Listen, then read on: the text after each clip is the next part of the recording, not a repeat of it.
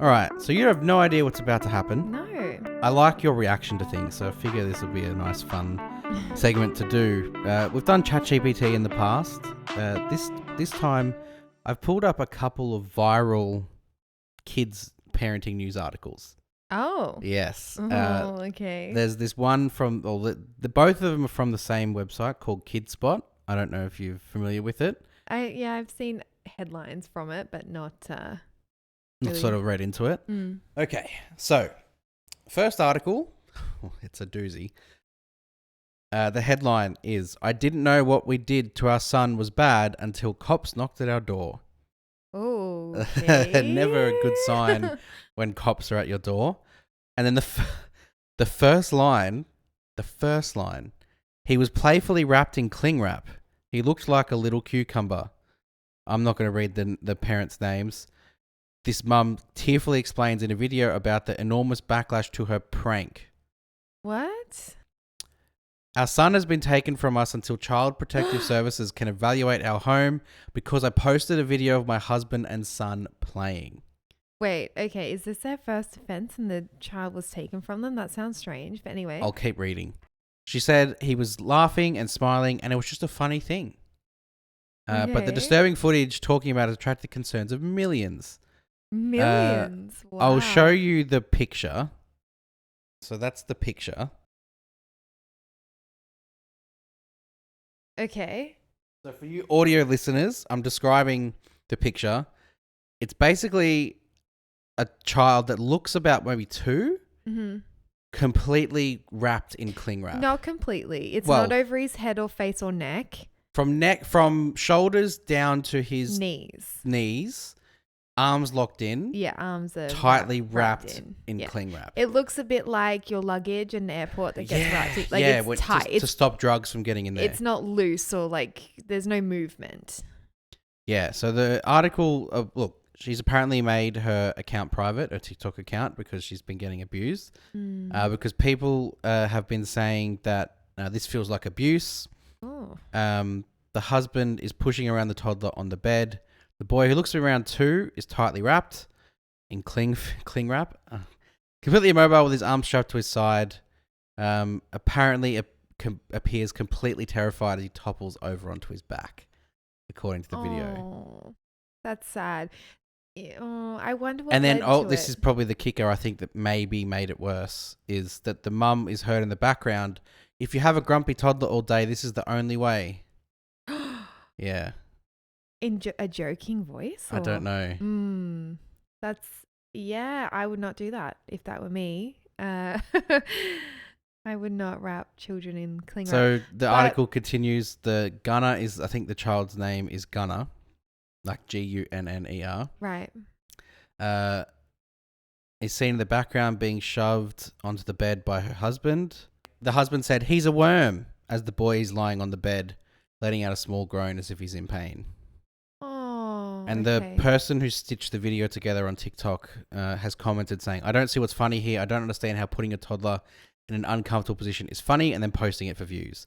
"Not only did you not just do this for your own entertainment, you thought this was going to be everybody's entertainment. This is why I don't like family channels, because they will go to any length for views." Oof. So she's put Okay. up an apology video Mm. saying she's made the biggest mistake in posting the video. Whereas I'm not sure posting it is the mistake. Like, she said that he was laughing and smiling and was out of the plastic in under 5 minutes. Oh, 5 minutes is a long 5 time. minutes is a long time to be completely wrapped in plastic. Yeah. Like, because that stuff's hot. You can get really hot in cling wrap. Like, it holds in Yeah. heat. That's why you put cling wrap in the microwave. Yeah, I don't know how I feel about that. That's obviously not something I would do, not something I would find funny. Mm. And the fact that the kid got taken, what do you make of that? I think it's extreme if it's a first offense. If Mm. they're already on the radar for doing other things that are not great parenting examples, but yeah, so I don't know. I think that's more traumatizing for the child because in a lot of ways they would probably think, well, what did I do wrong? Especially like if you give them the benefit of the doubt in the situation and say, oh, the child was thinking it's funny as we were wrapping him in it and being like, I am a worm because, kids are silly. And then they get in trouble for it. And he's sort of like, but I wanted to be a worm, Well, apparently the kid is at home. Yeah. Oh, well, that's so good. that's something. Mm. But yeah, I don't know. I don't get some people's brains, to think that would be a good idea. And perhaps a blanket, or like a towel, because you can kind of shimmy out of that if you were starting to be distressed. But yeah, cling wraps. It's an extreme one. Yeah. An extreme one. Like I just judging off Alberto's reaction to like when we put a towel over him, like you were saying. We don't wrap him in a towel. No. Like if we put his towel on him to dry him in the shower, he gets fed up with that after like a second, 10 seconds. Yeah, but he does like being wrapped in the towel, and like tucking it in, but he can break free in an instant. Yeah. It's a different thing because it's giving them the ability to take over the joke. Yeah. Whereas cling wrap doesn't do that. It's a bit scary. Okay. Second article and last article for this segment. The headline: I made a little girl cry on a flight and have no regrets about it. Okay. I have a feeling I think I know where you'll lie on this issue, but we'll go into it. So, the first line: her dad said, she's a child, but my dad told me to stand my ground, the woman wrote in a viral post, and it asked, would you have done the same? So a woman found out that the window seat she booked on a long-haul flight was taken by another child. You can imagine that she was conflicted. Should she A, do nothing, it's a child after all, or B, claim what she paid for, which is rightfully hers? Do you have to pay money to sit in a window seat? Usually when you book your seats, you don't pay. I think only exit row, at least from my experience. I thought. But she did go in and select her seat. So she's obviously paid for a flight and is able to select her seat. Depending on the airline, some airlines only allow that for silver members or gold members or platinum. So potentially she is one of those and was able to, whereas the child and the dad maybe wasn't. So they just sat where they wanted. Right. I don't think it's appropriate, in my opinion, to just sit wherever, like if you're not in your allocated seat, Anyway, so first of all, what would you do if you were the woman that booked the seat? I don't know. Being a parent, I would just let the kid sit there. Yeah. As long as I wasn't in a middle seat. Yeah. I think I'd be fine with the window or the aisle. I don't think it would really bother me. Or I would suggest whilst we do take off, she can sit there. And then are we able to swap because I need to sleep before my destination or whatever the desire to sit there is. That would be my two options: is let her sit there or come up with a compromise, not just no. Yeah. Well, now we're a parenting podcast, so let's look at it from the dad's point of view. Mm-hmm. What would your reaction be if you were him? I guess I would just say okay and move away. Yeah. Well, let me read on and I'll tell you what happened. Initially, this person took option A and just sucked it up, did nothing. The one that wanted the seat. Correct. Yeah. Right. And it goes, so how did the little girl end up in tears? I'm traveling internationally today. It's an 8 to 9 hour flight and I'm traveling alone. Difficult to leave her family and she'd been emotional. I had a window seat booked for my flight and I was looking forward to it. When I got there, a child was sitting in my seat and her dad was in the middle seat. I looked at the dad and pointed at the window seat saying that it was my seat, expecting him to move his daughter. Much to her surprise, the dad did nothing. Instead, he just pointed to the aisle seat that was free, gesturing that she should take it instead. Okay. No, I think that's rude. Yeah. He looked at me and said, she's a child. Not wanting to make a scene, she took the aisle seat but messaged her family to tell them what was happening. That's a bit crazy. Just ask a flight attendant. Yeah. Her dad then called her. Whoa, wow, this is getting intense. Like she messaged her family and then her dad called her and said that she needed to ask for a seat back because he paid for it and it wasn't a free seat. Okay, so it was paid for. Okay. She built up the confidence and to ask the girl's father to move, which he did. The little girl didn't take it well. She started crying and I felt terrible, but my dad told me to hold my ground. The girl moved into the middle seat, but the issue didn't stop there. The woman had to cop a few snide remarks from the father throughout the flight, who was annoyed she made his daughter move. Am I in the wrong for insisting on sitting in my seat? No, I don't think you're in the wrong. Okay, here's my take on it. There's a couple of ways I'd like to look at it. One, if I was the person, Mm-hmm. I would if I was the person who booked the window seat, I would 100% be like, oh, that's okay. It's a child. Let the child have fun. Or I'd go with your approach potentially as well, which is maybe they can have a takeoff and then we'll swap halfway through or something like that. Mm-hmm.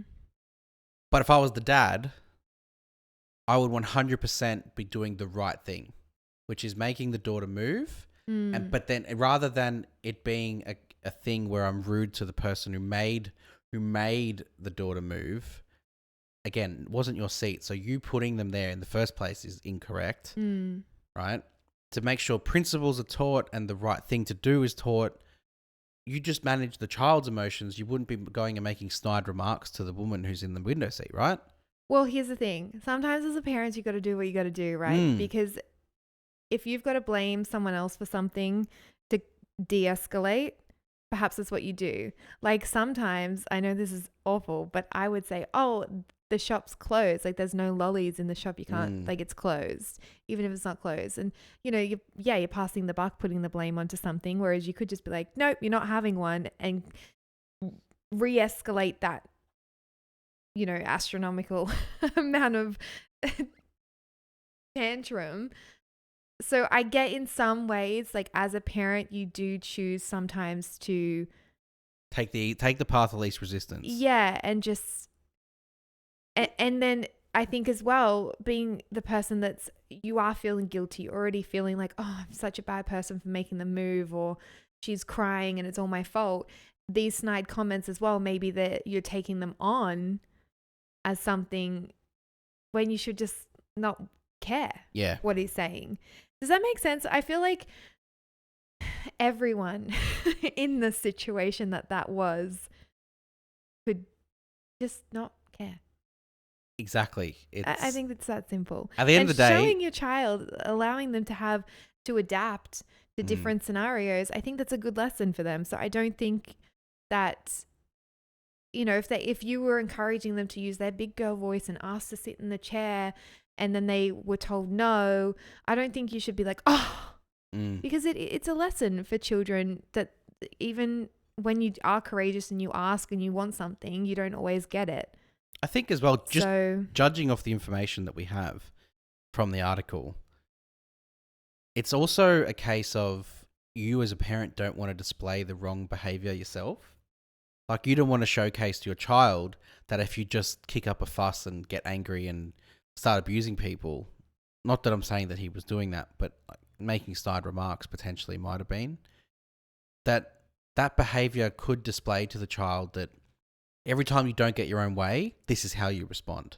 This is the behavior to react with, to put the blame on someone else, to say that it's not your fault and we can make a complaint and we can get this reversed. Like, you did the wrong thing in the first place, so you need to own that and show responsibility. Yeah. And that is the behavior you should be modeling.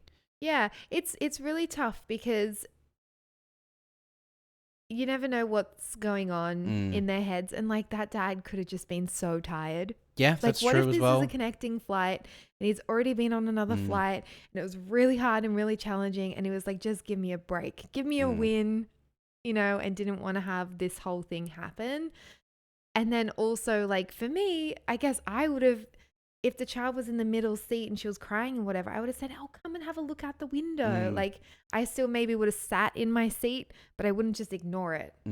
I'd try and help de-escalate the situation. So it's hard. It's just who you are, right? Who you are as a person. That's it. You can't all be the same. You can't all be the same person. So I guess that's the beauty of the world. And I wouldn't post it online. Yes. Afterwards. True. I think that's a thing that's, both of these things were avoidable if they just didn't put them online. Yeah.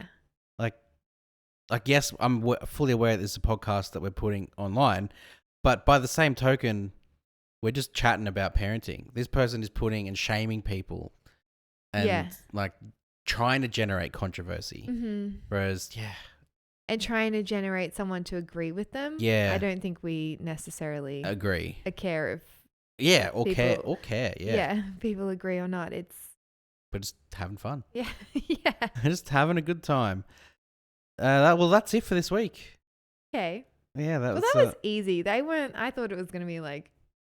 Okay, well, next time I'll bring you some more. Or maybe you can bring me some and we'll see how I react. See how level-headed you are. See how level-headed I am with some of the ones you bring to me. Well, look, that's it. Thank you very much. Nice to have a full complement again of hosts. Mm-hmm. And Back at it. back at it in the swing of things. So we'll have a nice week and we'll see you again. See you next week. See you next week.